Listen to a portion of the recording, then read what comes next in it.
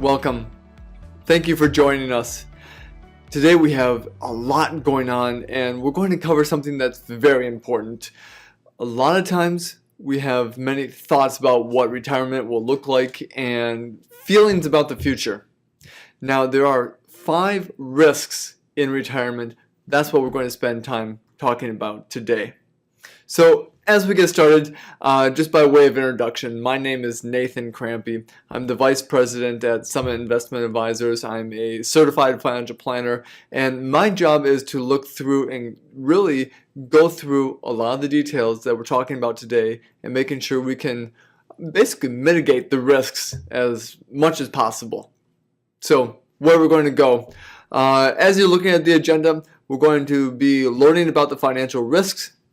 We're going to be understanding the benefits of creating a retirement income plan, and then we're going to be using some of the available planning resources that you have not only online but also through Summit here, and ultimately to create the plan that's going to be best suited for you, knowing those risks. And then I have one last step that we can take at the end here. So that's the agenda. That's what we're going to get to.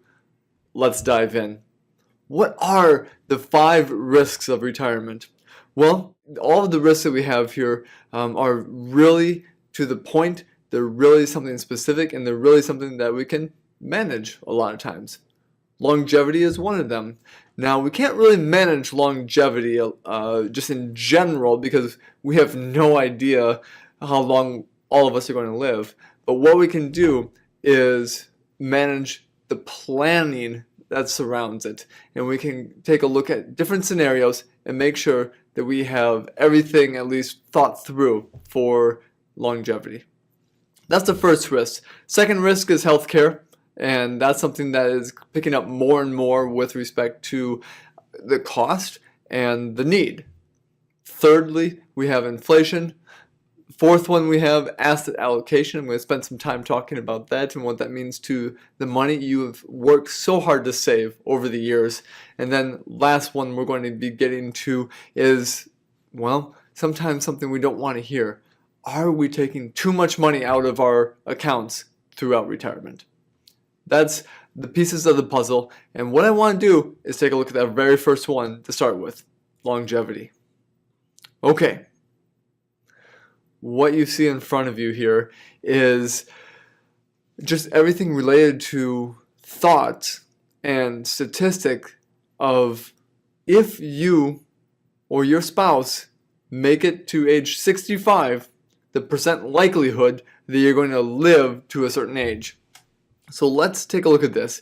For a male who is 65 years old, there is now a 50% chance that that person is going to be making it to age 85. And now there's even a 25% chance that that person is going to be making it to the age roughly 92. So we have to plan for longevity. That's what we're trying to say here. We have to plan for longevity. And for men, a lot of times you may not consider a very long life, statistically speaking, but more and more with modern medicine, that can happen. Women are the same way. If you are 65, there is now basically about a 50% chance that you're going to make it to age 87, and there is a 25% chance that you're going to be making it to almost age 95. So again, longevity is there. Is having a plan is what's going to be the best scenario to make sure that we reduce this risk as long as possible. Now, here's the kicker. What this also shows is if you are a married couple and both of you are 65, the likelihood that one of you will make it to age 93 is 50%. And one of the numbers I don't have on here is there is a 10% chance that one of you will make it till age 104.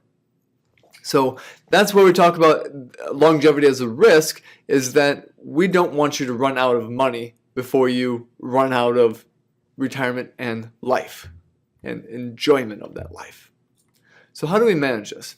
Well, first of all, we come back and like any other kind of risk that we're going to take a look at, we just need to look at some of the things that you have out there. So a lot of times that's income streams. Now, income streams can be related to Social Security, to the pensions, to the annuities that you have, and they can also be other parts of your income as well. So I call this kind of a three-legged approach. We have your fixed income, so that's the annuities to the Social Security that you have, the pensions that you have. We have your basically your working income, if you are working, whether because you want to or need to. And then the last pillar of kind of the chair, the three-legged chair, is basically all the savings you have worked so hard for over these years and put away so diligently. Now, all three of those areas are going to be taken into account, and we can put that on the chart here. And what's going to happen is that once we know all those areas, how much you're spending, all the details, we're going to do what we call a stress test. And now this stress test is going to say, will my money last through all of retirement? So what I did here, very kind of top level, is I took this couple.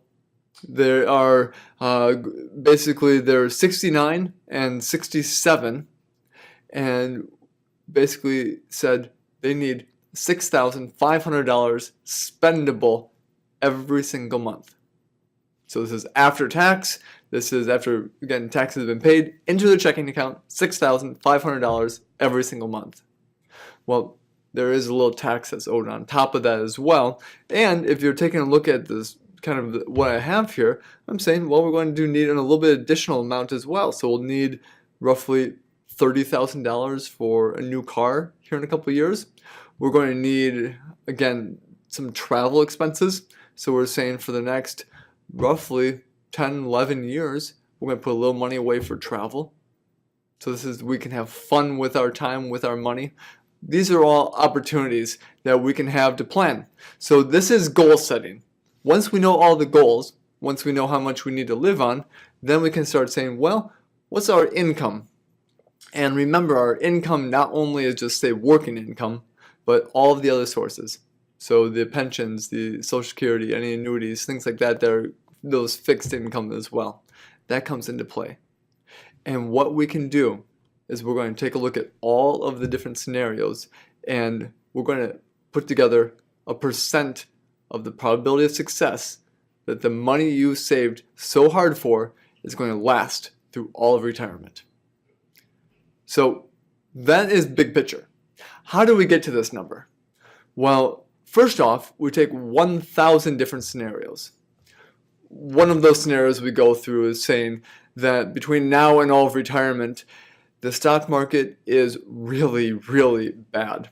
And it goes down every single year for, in this case, for this couple, for the next about 25 years. That's obviously not going to be very realistic, but that is one scenario we go through. Second scenario we go through here is saying between now and all of retirement that the stock market is just fantastic and it goes up every single year between now and, in this case, again, the next 25 years. Again, this is equally unrealistic, and so what we do is we go through 998 different scenarios in between. And what we show here is, given kind of what this couple is looking for, $6,500 into their checking account, they're going to need to buy a new car here in a couple of years, and they want a little money for travel. There's a 96% probability of success that the money is going to last through all of retirement. So 960 times out of 1,000, they had money left over. So that is saying we're trying to remove the longevity risk through planning.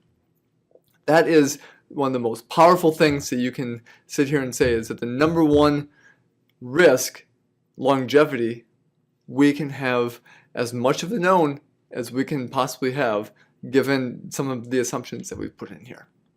So that is big picture, and I'm going to use these numbers going through for some of the other ways that we can work with the risk. I'm going to share that with you. Let's take a look at this. Risk number 2, healthcare.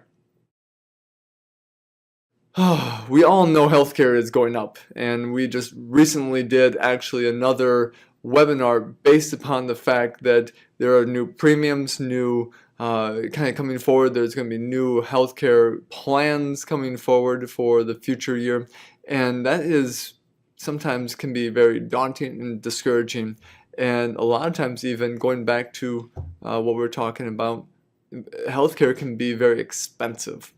Now, Fidelity basically put together a study, and they estimated that on average a 65-year-old couple over the course of their life will use roughly about $280,000 just towards healthcare.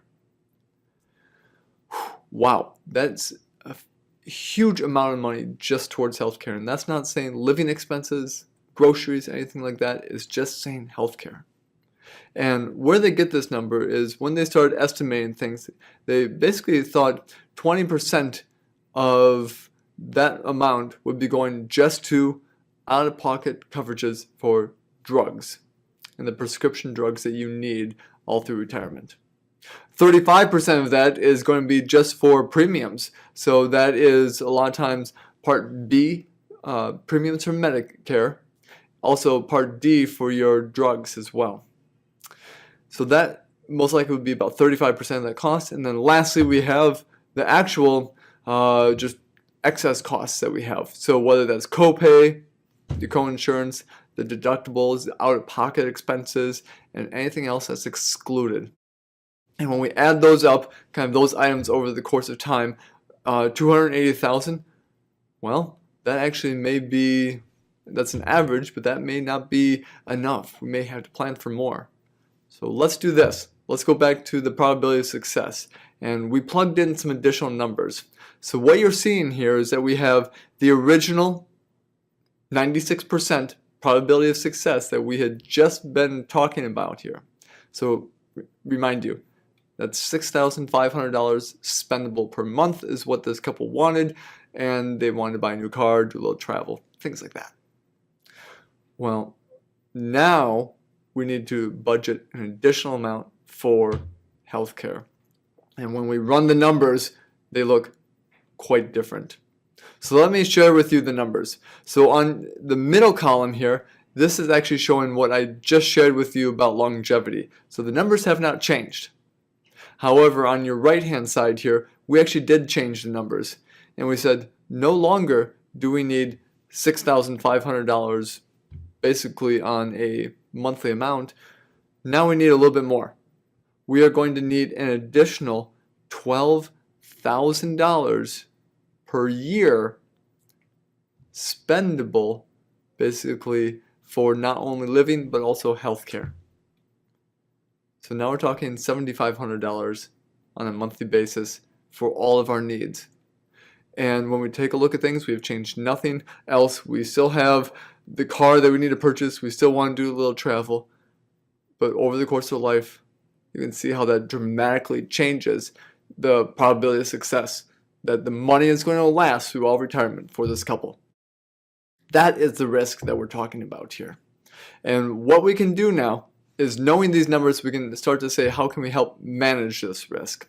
So this is an amount that may be necessary or may not be. So again, we have to put some assumptions in place here.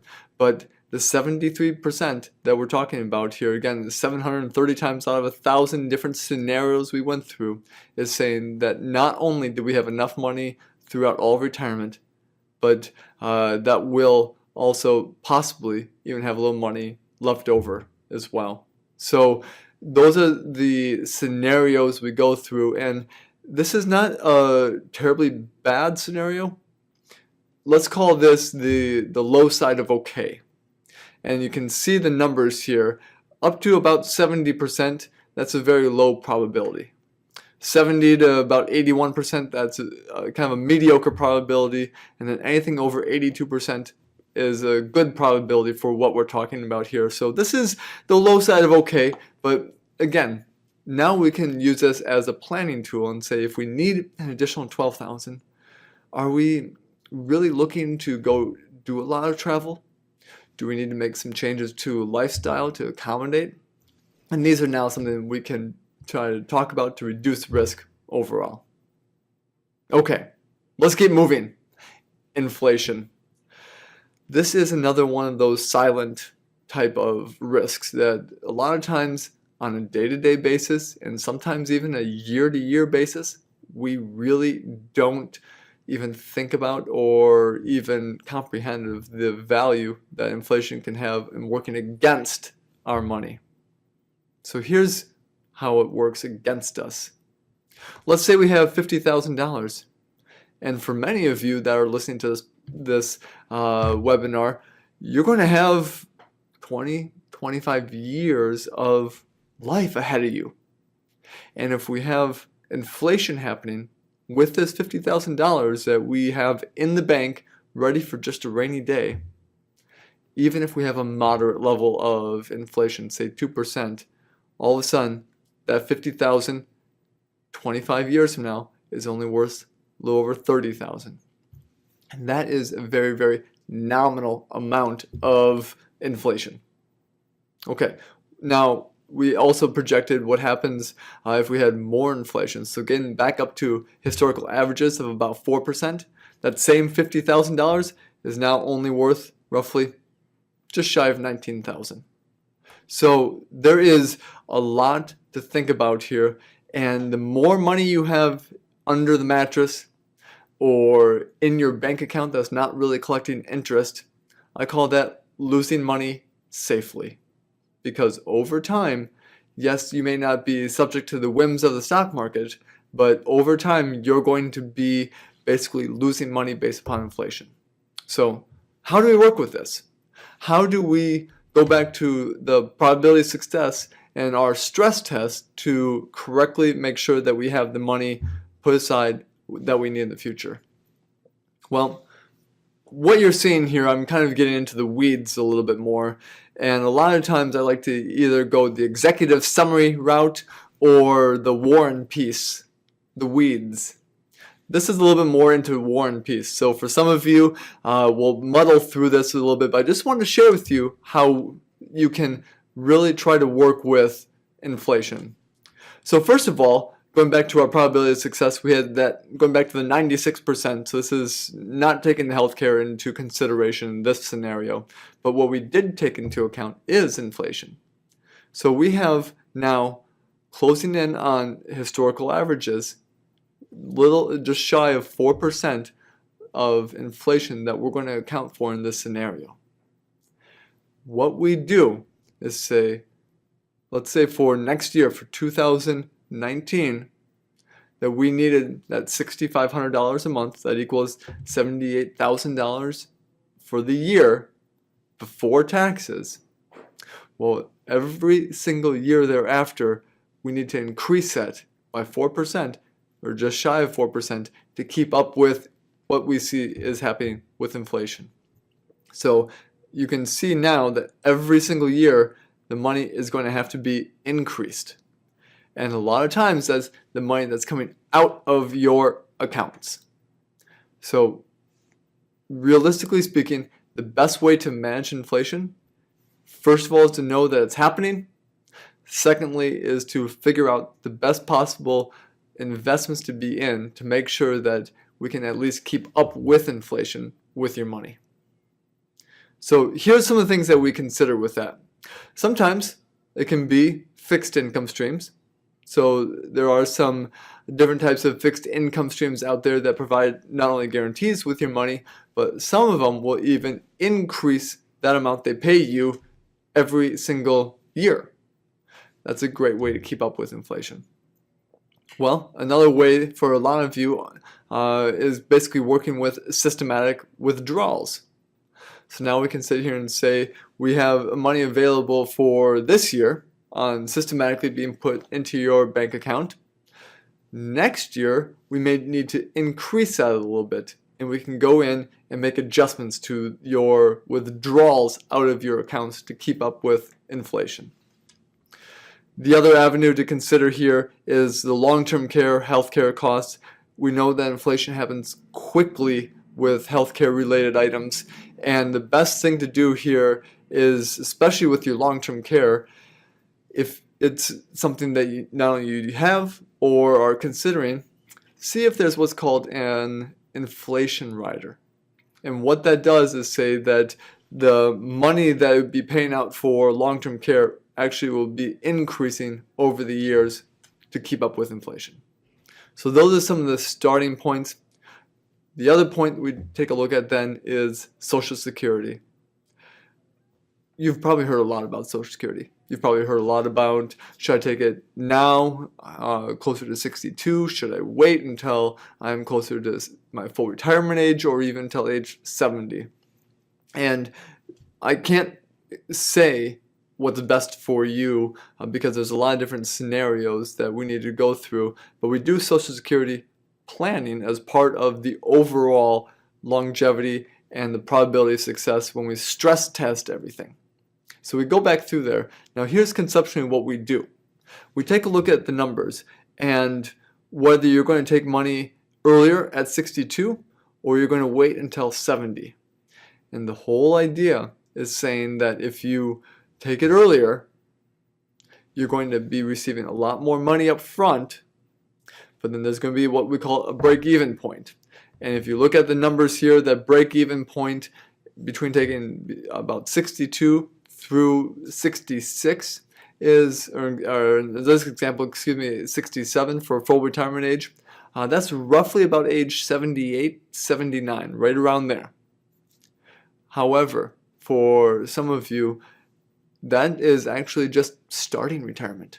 You have another 20, 30 years to go, and you're going to laugh when just in hearing me say that, but some of you are going to live to see 100 plus. And what we can do then is take a look at, should you take Social Security at age 62, 67, or if we should wait until taking it at 70. And there's different scenario planning, but the longer we wait, closer to age 70, the break-even comes a lot, basically closer to about that age 80 to 82 range, meaning every day that you live past about your 82nd birthday, you are going to receive more money from Social Security by waiting as long as possible to draw. So in this case, age 70. Now, how that helps for inflation is to say no matter what, we have the money available, the most money you can take from Social Security, and it actually gets an inflation adjustment. So we can try to keep up with inflation with Social Security. Great tool. Let's keep trucking here. Fourth risk is how you allocate your money. Now, what I really wanted to share with you here, and I want to just touch on this, a lot of you go to the basically opposite extremes. Some of you are going to be more cautious, and you're going to want, again, some of your money in kind of the mattress or the bank, trying to just be safe. And a lot of times that may not be helpful because that may not keep up with inflation. So again, if inflation's a risk, we need to keep up with it. So then you start taking a look at things and saying, so some of you are going in the opposite extreme where you want all of the growth you possibly can. And in good times, being very aggressive with your money is actually can be very good because you have the ability to grow the money the most. However, times like now where we have a lot of ups and downs, a lot of unknowns in the stock market, that can be very worrisome because this is money that you saved hard for. And we don't want to expose it to risk unnecessarily.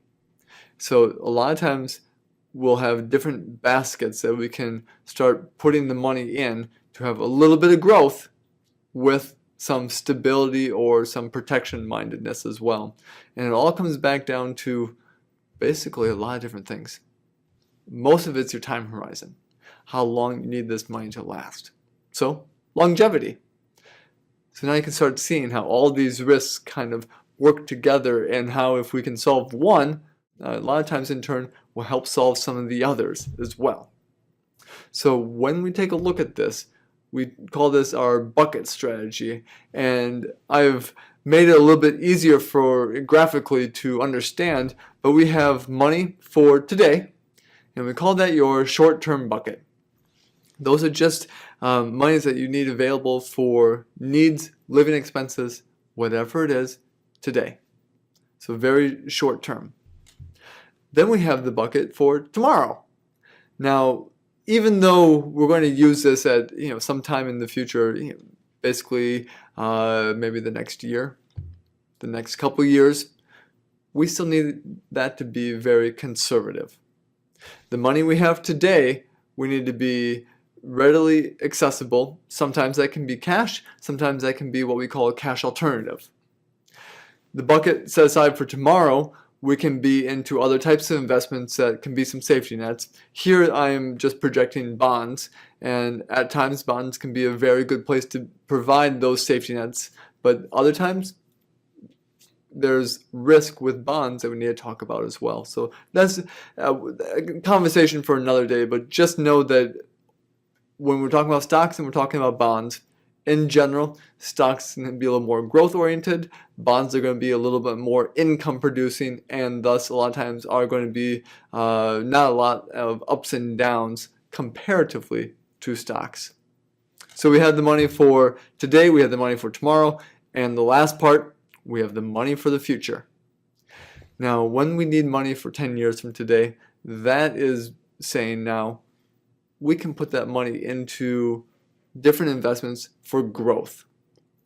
When we have a little bit of money today available, we have a little bit of money for tomorrow available, now we can say, how can we grow this money? And for all of you, the ratios, the amounts of money we put into each one of these is going to be completely different, because each one of you have a different scenario and different needs. So we can maneuver things around into all of these buckets very readily. And this is what it will look like. So just like we did a stress test on longevity and making sure the money will last, we can do that same stress test on your portfolio to make sure that you are taking on the correct risk and taking on the least amount of risk for how much growth we are expecting. So what we did here is say, let's have some money available for today. So we put that into cash, and in this scenario that you can see here, we didn't need a whole lot of cash available, just readily accessible, but we needed more money available for that tomorrow bucket. Well, that is something that now we have well over 30% of the account is in that bucket set aside for tomorrow.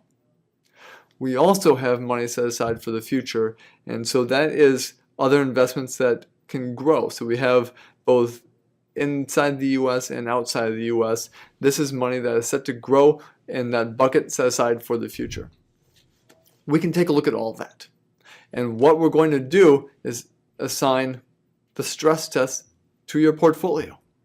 And we're going to say, what if? So looking at this, what if inflation rises? Well, according to our stress test, in this scenario, if inflation rises 30%, you can actually do well with your accounts and actually have the ability to grow them a little by, basically a little bit. But for a lot of us, we need to know what happens when the opposite is true, when the stock markets don't do well, and we need to manage things a lot more. So that's where the other part of the stress test comes in. And what we looked at here is saying, what happens if the stock market goes down by 15%? How would your accounts react? And what I have as an example here, just based upon this level of risk that we took, the level of investments, this particular outcome said that if the stock market went down by 15%, the accounts would go down by only half of that.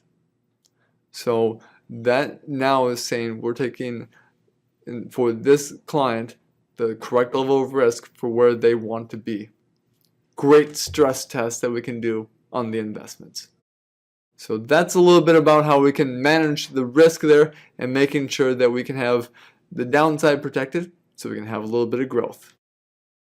All right, home stretch, risk number 5, excess withdrawals. This is one of the most impactful risks that there are because this is the one that can be controlled pretty easily. Now I say easily, and I do mean that, but there's a lot of times that emotions get in the way, and if that means having to move, or if that means having to just reduce your lifestyle so that you don't take too much out of the accounts, that there's nothing easy about that.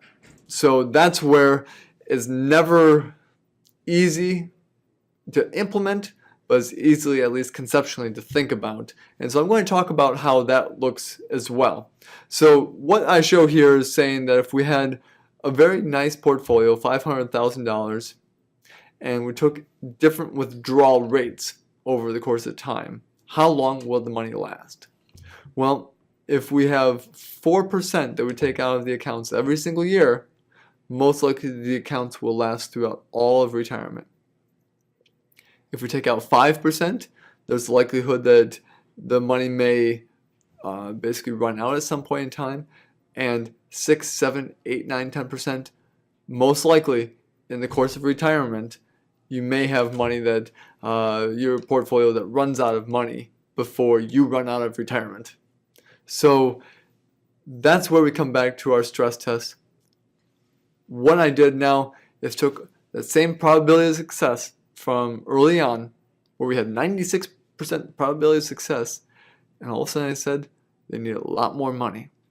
So going back to things here, we said, all right, instead of $6,500 a month, we need $7,000 a month spendable. And oh, by the way, we still need to have all of that money set aside for healthcare on a yearly basis as well. So now what you're starting to see is that we need upwards of $8,000 per month split between needs and healthcare. In addition to the other things that we needed as well, the new car, doing a little travel. And because of that, because of the fact that we are taking out a lot more money, you can see how much the probability of success is going down.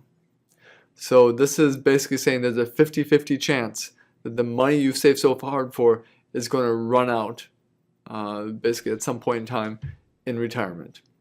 We never want to see that. So when we see scenarios like this where you're taking out too much money, this is a very good opportunity to reassess kind of what's important and maybe make a couple changes. And maybe it's just saying that we need to grow the money a little quicker, so taking on a little excess risk, or maybe it's saying that we need to reduce your expenses. Now, however it works, there's now talking points because of the fact that we know where we stand. So here's the last slides I wanted to just say. Of all of the risks, we can trust but verify, and we can use what we call the stress test. The stress test itself, the only design that is for is to avoid disruptive situations and to avoid the risks that we just talked about. So when you're not 100% sure, implement a stress test. And this will assess the wealth planning efficacy in different scenarios. The whole idea is to deliver the results that you expect.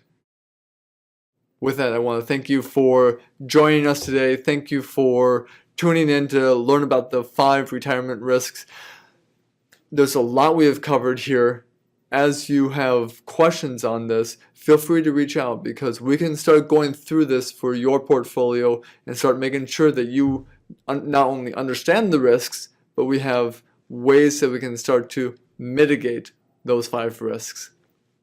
Take care. Have a great day.